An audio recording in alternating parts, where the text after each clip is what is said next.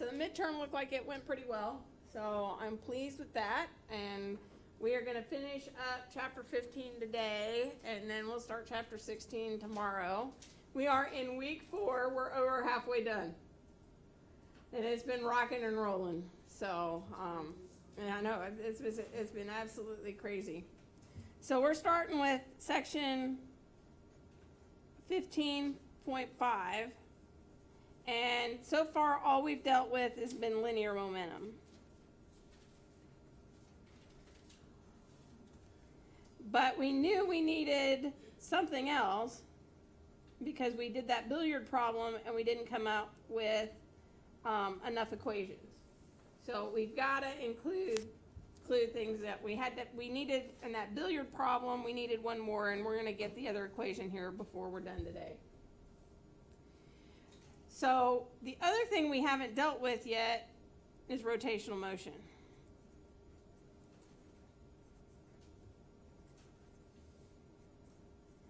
And as we already know, momentum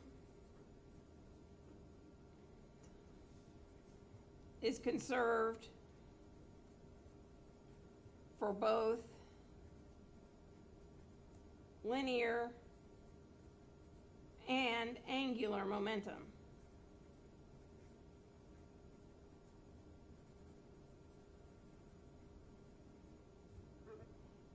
So we know we've got that we have to deal with. And if I remember from physics, we had F is equal to mass times acceleration, and we had torque was equal to my moment of inertia times my angular. Just what we did in statics, we looked at torque and we went into moments. We're going to do something similar. We're going to leave the physical definition and move more towards the engineering definition. Dealing with it from an engineering point of view, angular momentum about a point is defined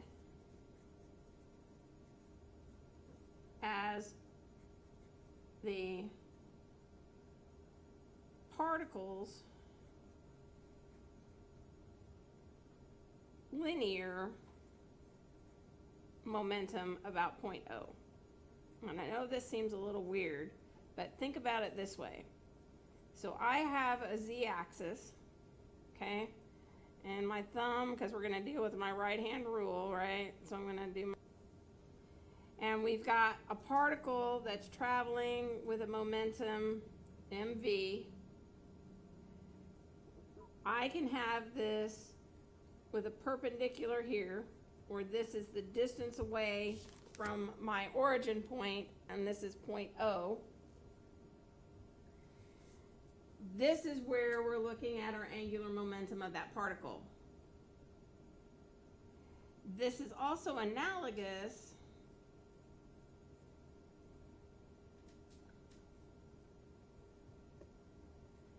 to finding the moment of a force about a point.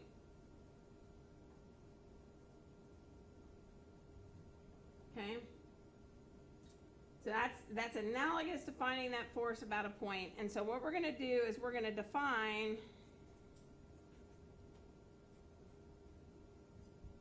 our moment, and this is h sub the o is as the moment of momentum about 0.0. So we're going to get something a little different than what we've historically dealt with when we were dealing with torques. We're going to go back to that moment idea, and we're going to look at it as defining this moment of momentum about 0.0. So we know in this case that the maximum is going to equal my my distance, which is my r, okay? Or r in this case is d. mv. And remember, we're dealing with quantities, okay? We're dealing with vector quantities, which is one of the reasons we put that d in front. And in this case, that d is this distance d, not the derivative d. And that looks very familiar to what we've known before, right? MVR. We've seen that before when we deal with angular momentum. And that's a maximum, but we've seen that terminology before.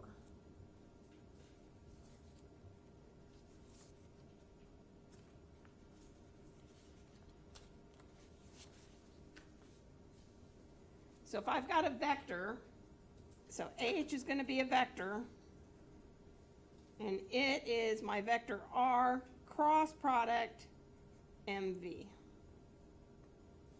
And if we recall, if I do this about 0.0, this is going to be my cross product of I, J, K, R in the X direction, R in the Y direction, R in the Z direction, M, Vx, M, Vy, M, Vz when I do my cross products.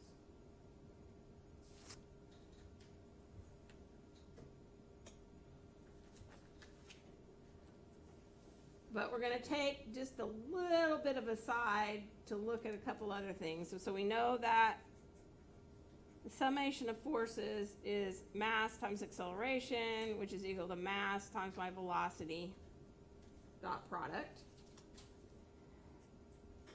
We can recall that my sum of my moments is going to be R cross the sum of the forces, which now gives me R cross M dot, MV dot.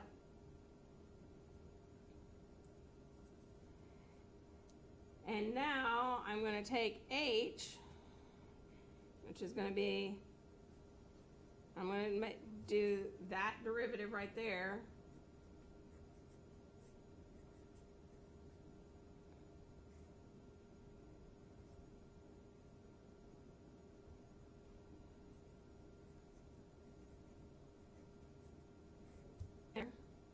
So I'm going to get R dot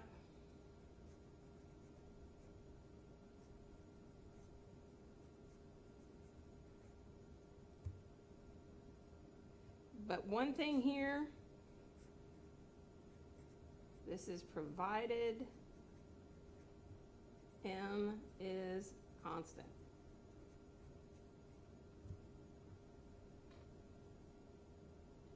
That provided that M doesn't change with respect to time.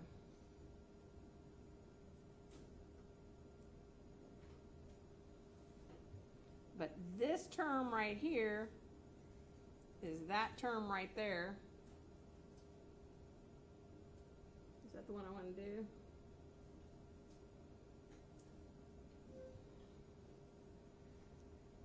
Or let's also just look at it for a second. So I've got that term right there. This term, let's start with this term. So I have R dot cross MV, which is going to be R dot cross M dr dt, which is equal to R dot cross M R dot, and R dot cross R dot is equal to 0.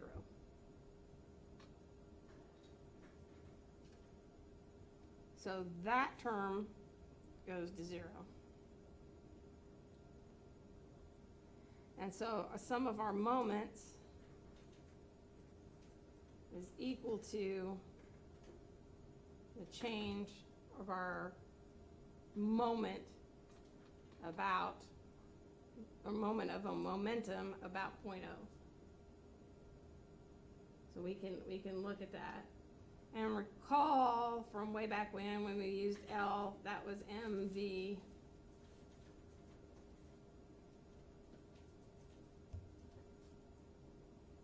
And if you recall going back, we can do the sum of the forces is also equal to my derivative with respect to time of my angular momentum.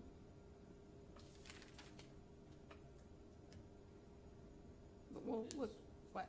Is H just a placeholder for this problem, or is that the No, this is H is defined as the moment of momentum about point O. And that's what our book uses? That's what your book is using. That's what a lot of the books use for dynamics, engineering dynamics. But let's look at what this means. Sum of the forces equaling my linear momentum.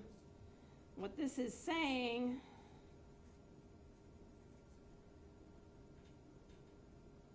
is that the resultant force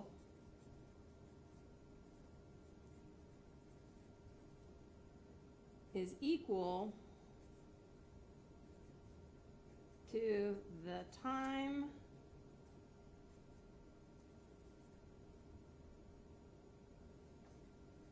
rate of change of the particles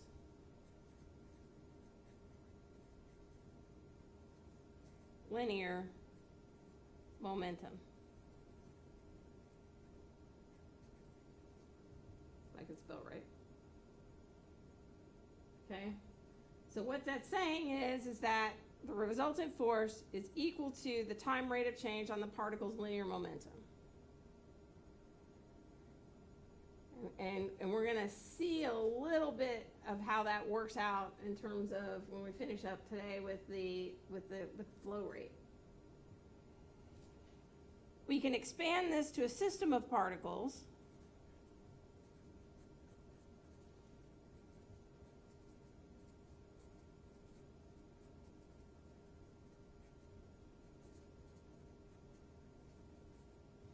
Okay, and so we can actually do that the sum of those moments around this, and this is the sum of the moments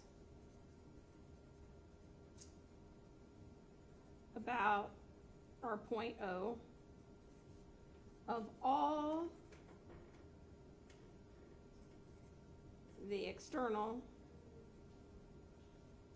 forces acting on the system of particles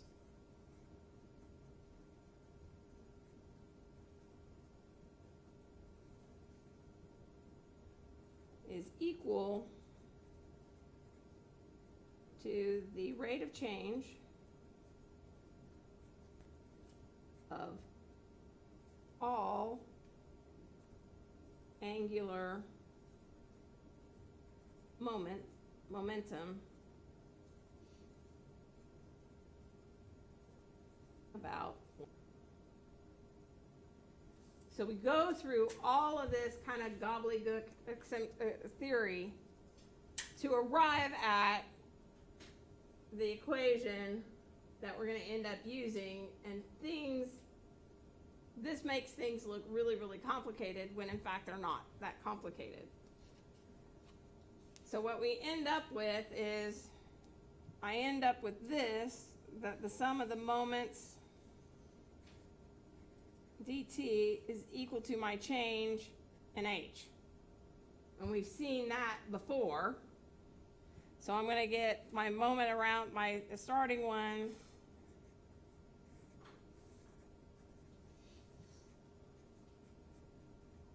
And we've seen that form very similar before, right? We saw this before. The form is very similar.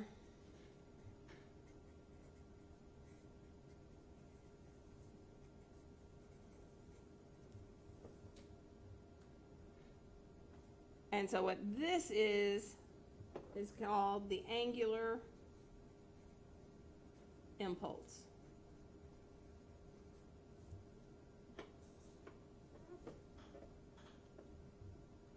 So this is what we've been working with, and this is what we're adding to it.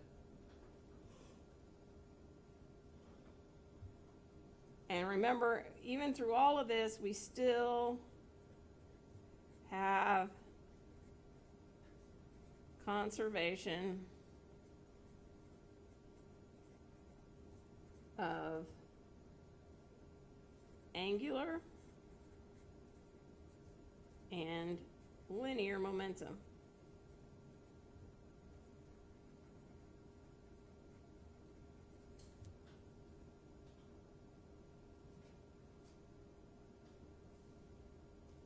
So we go through all of that to show mathematically that we're sitting where we've been before.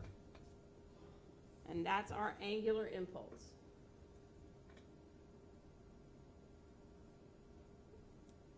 So we're going to start with a circular table.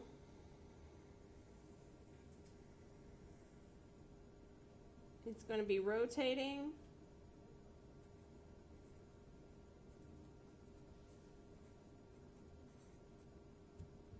such that we've got that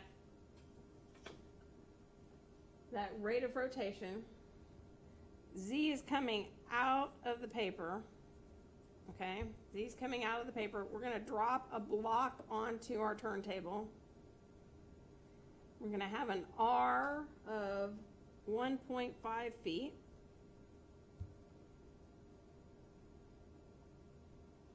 And there's a string here. And this is going to be A, and this is B. And the string between A and B is going to remain taut.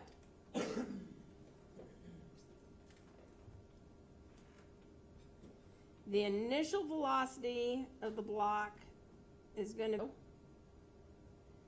the block is going to, once we drop it, the block is going to slip 3.11 seconds. And after it stops slipping, it will be at the same rate as the table that's moving around. Okay? So it's going to start, it's going to drop it on there, it's going to slip, but the A and B is going to remain taut, and we want to find the coefficient of kinetic friction for this system. Sounds like a pretty complicated problem. First thing we want to do is let's look at what's happening on the block. So on the block, I've got the force due to gravity. So this is my normal force. This is the force due to gravity. Let's see.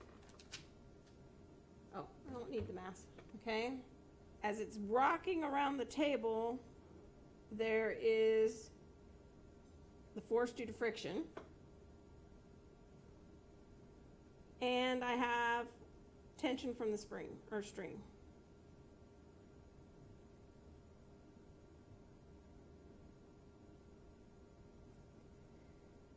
Now, if I look at the magnitude of the moment around Z,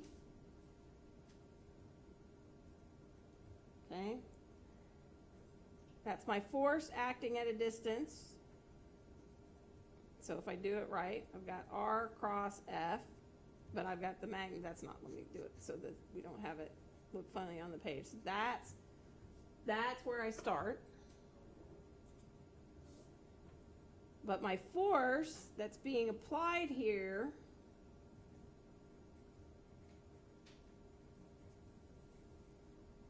is my force due to friction. Okay? But my magnitude, I can get rid of that, and I'm at a 90 degrees, so I'm at maximum, so I get mg r mu k. And that's the moment about Z. Everybody follow that? So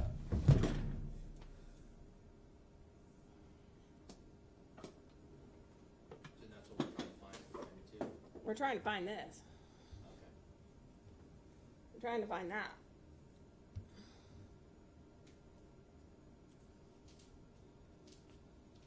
Okay.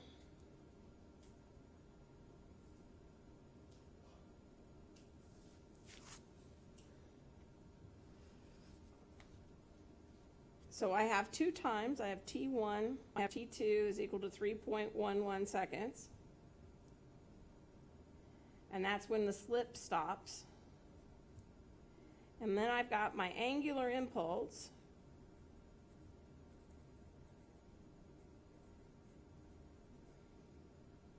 Is equal to T1 to T2 m dt, which is just going to give me m T2 minus T1. But I have conservation of angular momentum.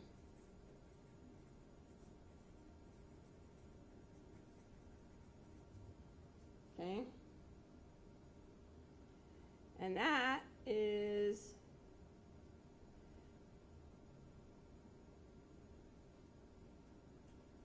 mv capital R.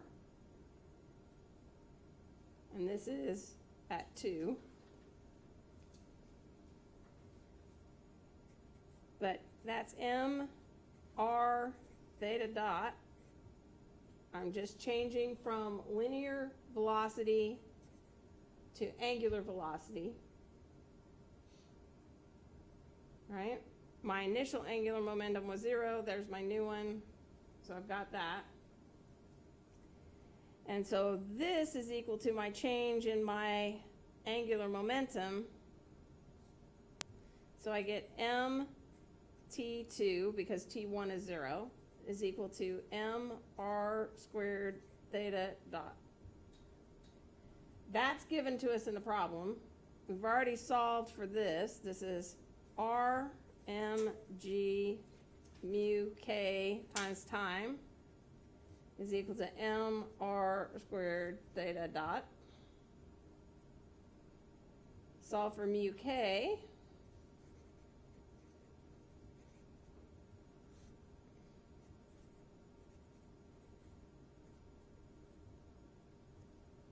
Don't have to know the mass of the block because it cancels out. I know G, I know T, I know R, and I know theta dot because that was given to us in the problem.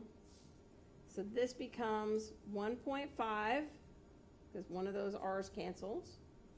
This becomes my 20 around there. Gravity, because I'm in feet, is 32.2. And my time is 3.11 seconds, gives me 0.3. How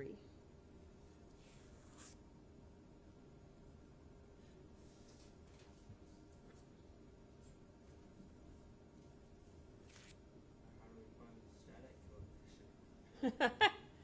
You'll have to do something different.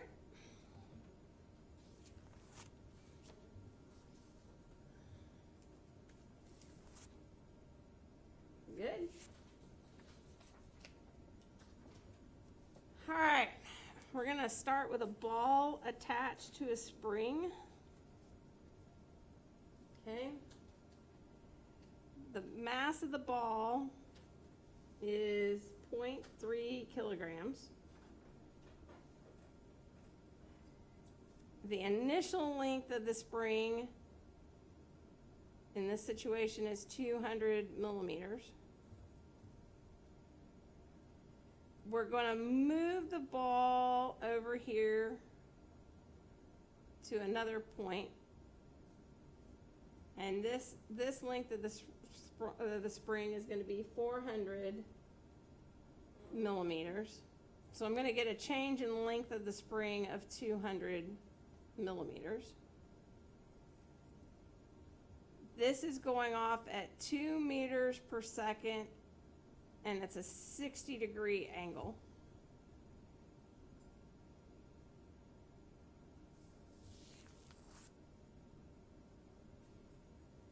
We want to find the velocity when the ball is here.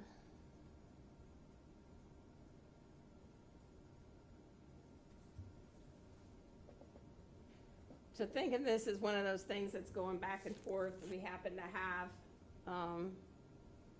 just some information. So I'm going to use conservation of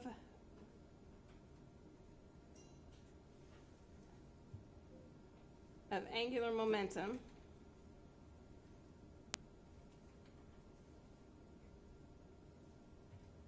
And we're going to use that the mass, velocity in the x direction, L1 has got to equal the mass, the velocity, L2.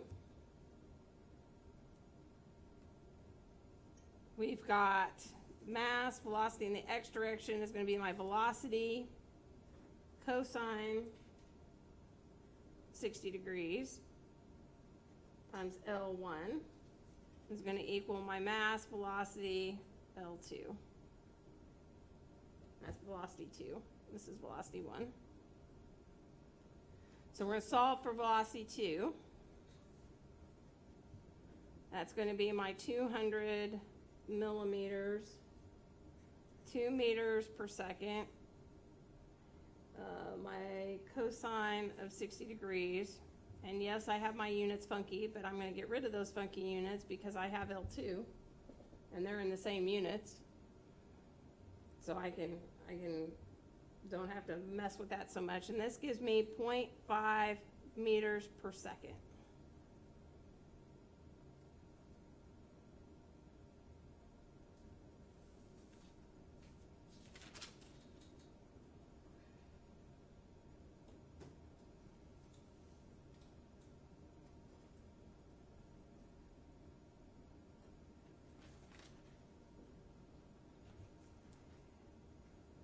Now we want to find the coefficient for my spring. And at that point, I can use conservation of energy.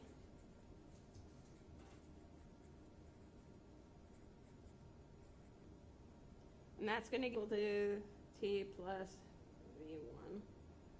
We're going to say that that's our starting point, so that's going to be 0. So this is going to be 1/2 mv1 squared, v2 squared, plus 1/2 k change in x squared.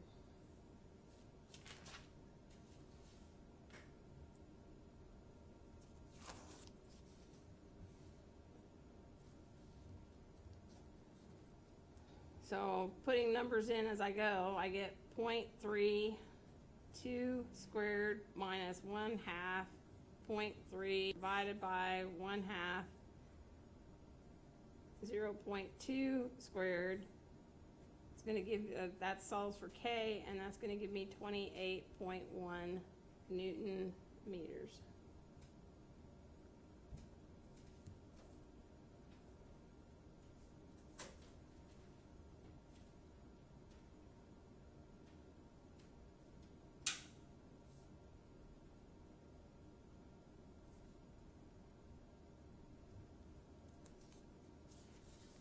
All right.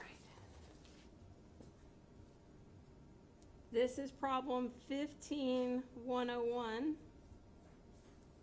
We've got a roller coaster that's going down in a spiral. Okay. It's an 800-pound car. It's starting at rest.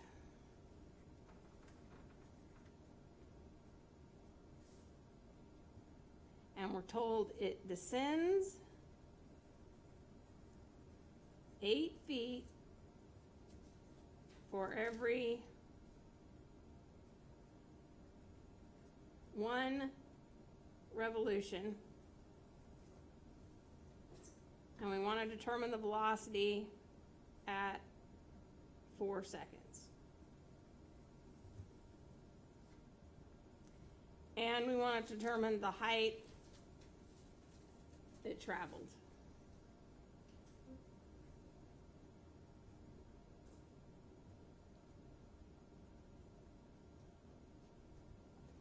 We are given the radius in the diagram that it's 8 feet.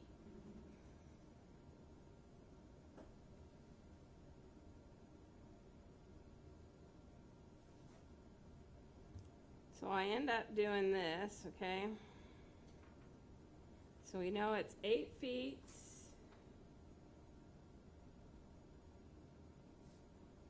Is the height.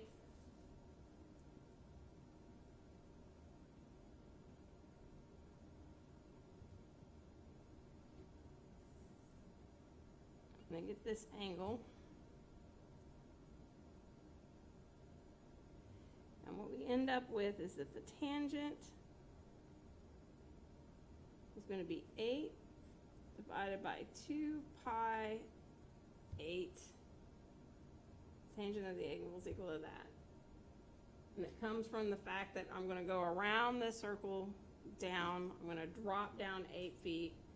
And I'm going to find that this angle is equal to 9.043 degrees.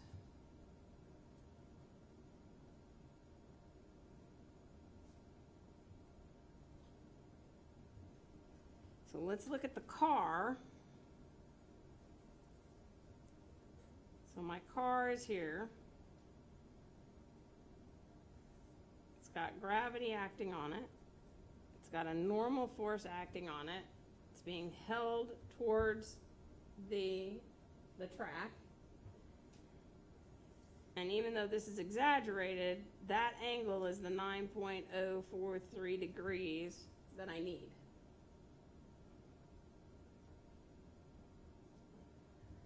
So the normal force is 800 cosine 9.043 degrees, which gives me 790.1 pounds.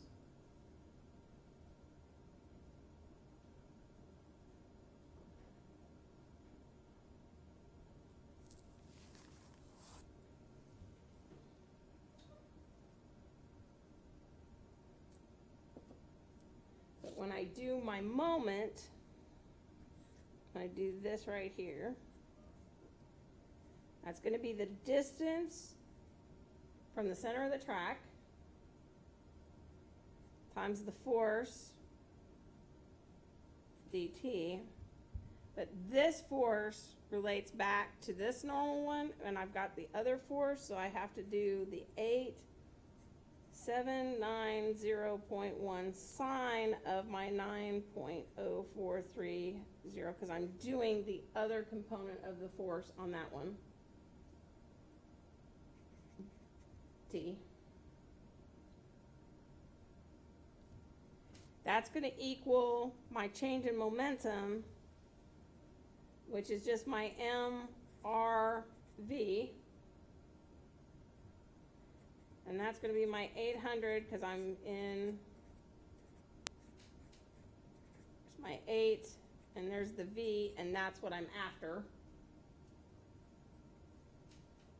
And this is going from 0 to 4 seconds.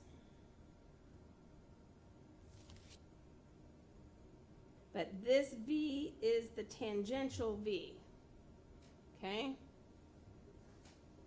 That V is the tangential V, and the tangential V is going to equal the total V cosine of my 9.043 degree. I'm going to have to use that to solve for that V, which is the V that I want. Be a little problematic because when I put in all my numbers and solve for this number, VT is equal to 20 feet per second. And then V equals 20.2 feet per second. Not a huge difference. That makes it real hard to find what went wrong. And what went wrong was knowing that that V and this V aren't the same. But the values are really, really close. But this also has a case for why we have to be careful about these things, because if I'm building this roller coaster track and I'm off by this, I don't have my margin of safety in there at all, and I've put people at risk. So I've got to be very careful of how I do that. Then to get the change in height, that one becomes easy. I get my kinetic energy plus my potential energy is equal to the other kinetic energy. I'm going to get, this is 800 H is going to equal the change in kinetic energy, which is 1/2 800 divided by 32.2 times my 20.2 squared, h ends up being 6.36 feet.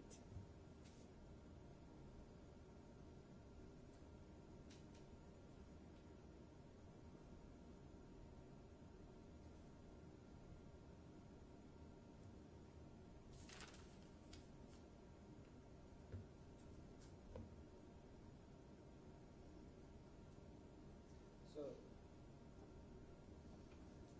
I always thought the velocity of the tangential was the total velocity. Nope. Remember, if I'm going around in a circle, I'm going to have that's going towards the tangent and a velocity that's maybe center seeking. Yeah, but I thought velocity. Yeah, I thought that was acceleration. No, but even on, let me do this one first, and this will make more sense. So this is our traditional, and I think you even have a homework problem that looks a lot like this. I've got a circular pad. I've got a ball that's attached to a circle on the pad.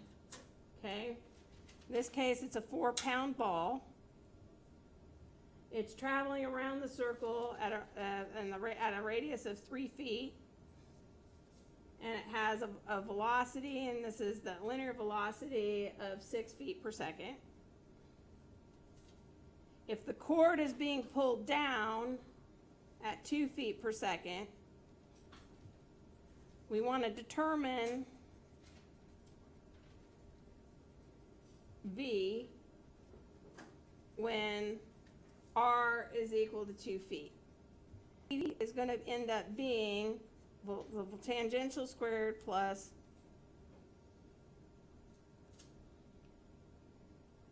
okay. And so what happens here is I'm going to have this, the first one's got to equal the second one, conservation.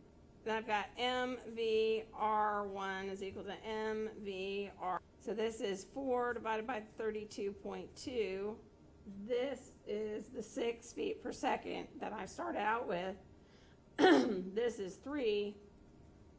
This is going to be divided by 432.2.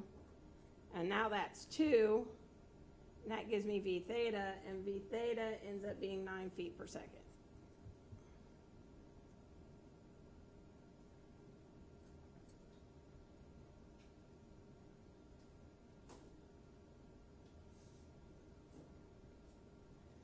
This is VR.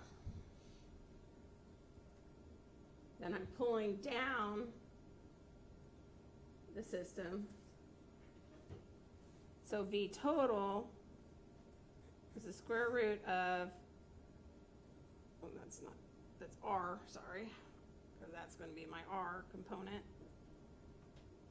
This gives me 9 squared plus 2 squared is going to end up giving me the square root of 85, which gives me 9.22 feet per second. And then if I want to know what the work is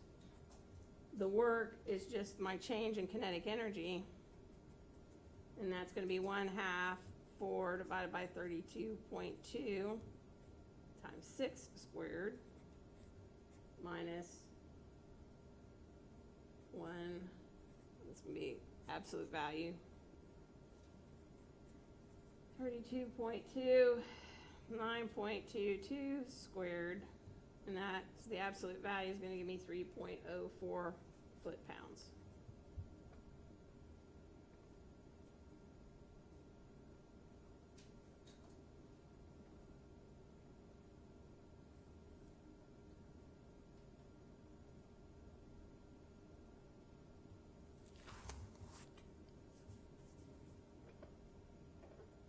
Okay, I'm going to go back and do the billiard, or get you the extra equation for the billiard ball. So here's the starting condition. We have A at 2 feet around a point O. And here's the end. B is going to hit at this wall at 7 feet. At about the end here. So I'm going to end up with 2, it's going to be RMV, right? So I'm going to 2M10. This is at the beginning. And this is at the end. I'm going to get 8MVA. Okay. If I look at my O's, and then I'm going to end up subtracting off the 7MVB minus the 3MVC. M's all end up, so I get 20 is equal to 8VA minus 7VB minus 3VC. And that gives you your fourth equation for the billiard problem that we did last week.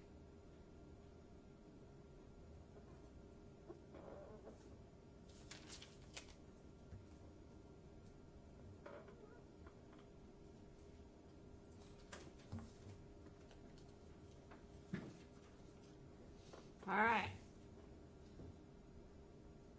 We're going to switch topics just a bit. You want to go back and review Bernoulli's continuity equation.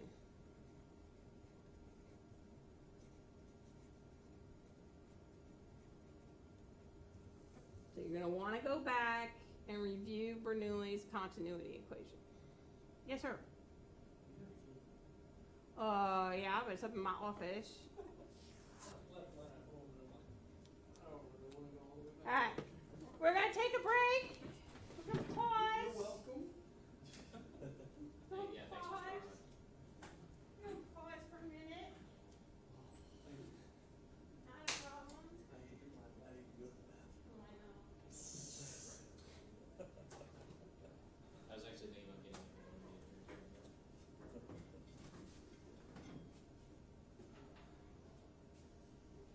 Did you see that? Did you see that deer on the highway on the way here?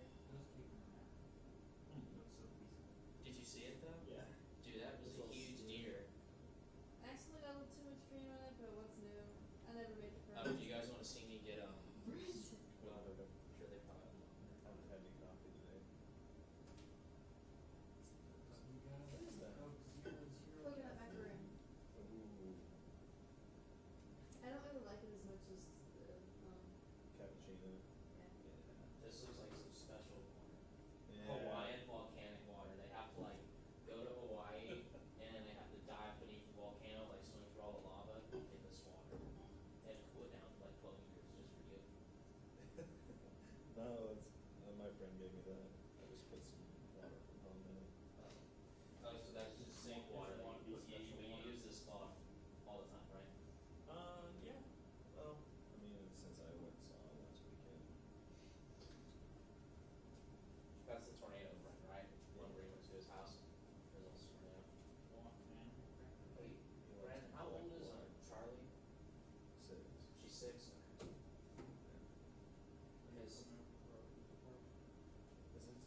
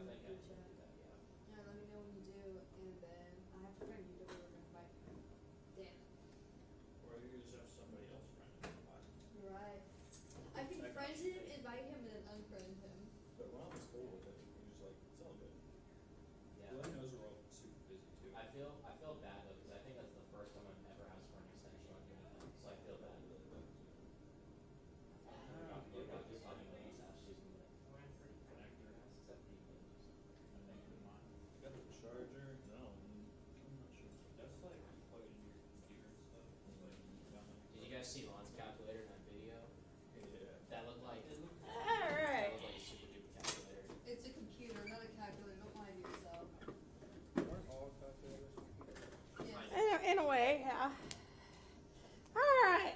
So thank you very much. We got it back here. All right. So remember Bernoulli's continuity equation, because now we're gonna start making things a little bit more complicated. So if I've got a pipe, okay, I've got a pipe, and my pipe is this radius here, or this diameter. So this is D1, and this diameter 2 down here, D2, and D1 is greater than D2. One of the things that we know for steady flow, okay, this is steady flow. If my fluid comes in this way, it's got to go out the other end. And for steady flow, one of the things that I know is if I take this little incremental mass, dm, and the time that it goes from here, what comes out this other end, that dm, those things have to equal. Right? For steady flow, those things have to equal, because I can't pack up anything in my pipe. Right? So according to our book, we're going to call this a control volume. You can come up another number of different ways, but we got a control volume that my fluid that's coming in here has got to be my fluid that's coming out there. So if I'm doing just my basic impulse equation, I've got to have my momentum before,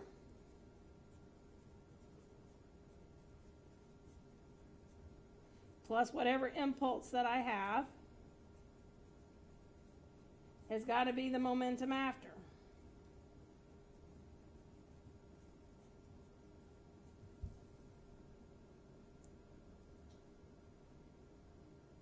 And depending on where I'm looking at this control volume,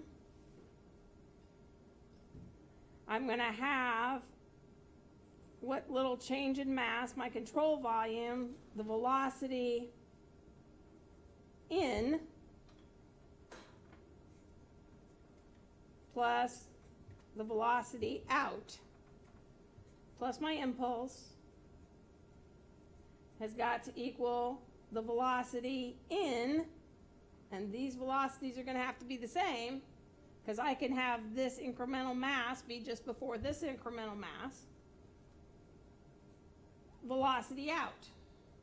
And if this is point A and this is point B.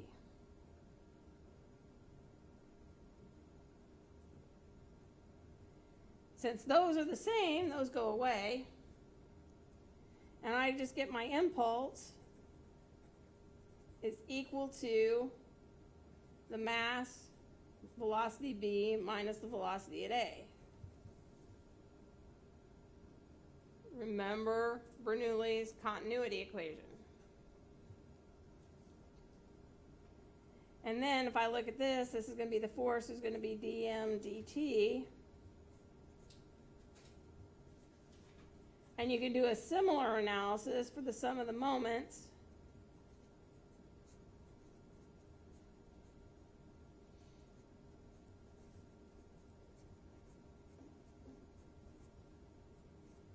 Okay.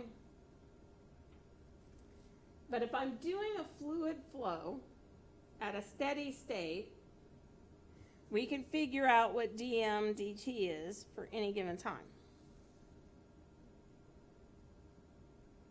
We can figure that out, and this is known as the mass flow rate.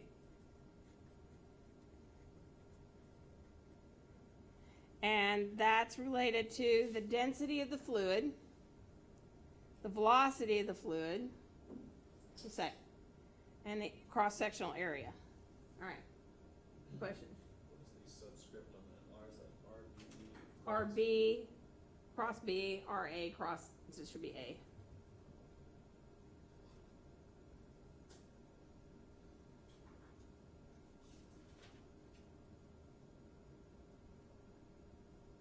Okay, so I've got the density of the fluid, the velocitational area is going to give me the mass flow rate.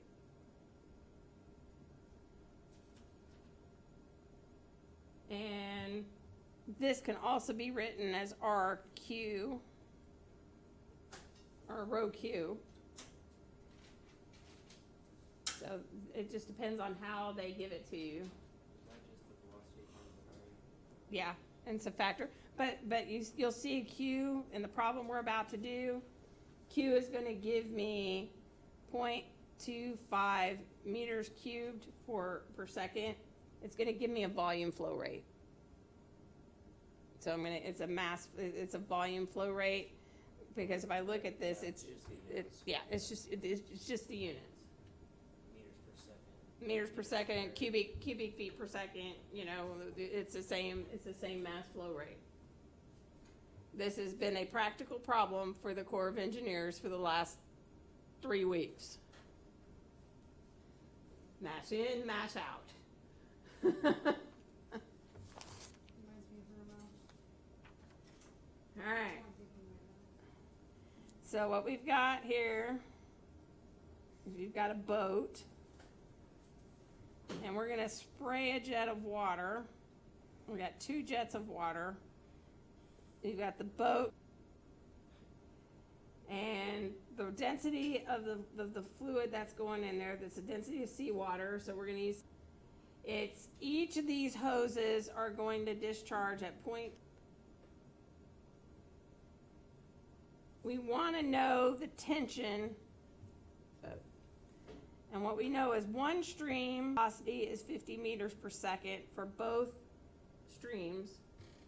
This one is at a 45-degree angle, and the second one is at a 30-degree angle. Both have the same muzzle velocity, so to speak, and the same flow rate.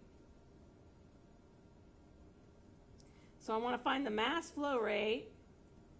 That's going to be my 120 and my 0.25 meters square cubed per second. This will give me kilograms, meters cubed per second, gives me kilograms per second, definitely a mass flow rate. So the sum of the forces that I'm going to have to worry about, it's going to be the tension on the rope. I didn't tell you this. This is 60 degrees.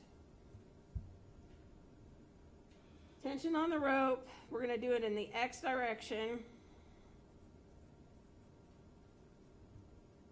Cosine of 60 degrees. If the ship isn't going anywhere, I'm at equilibrium, so I can set these up equal. I'm going to get dm dt, velocity at A in the X direction, plus dm dt, velocity at B in the X direction. Pick one. So I'm going to get I didn't write this number down for you, it's 225 kilograms a second. I get 225 kilograms per second,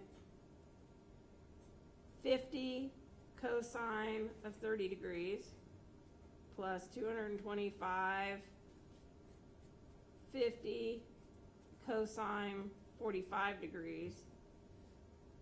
Solve for t, and you get 41,100 newtons.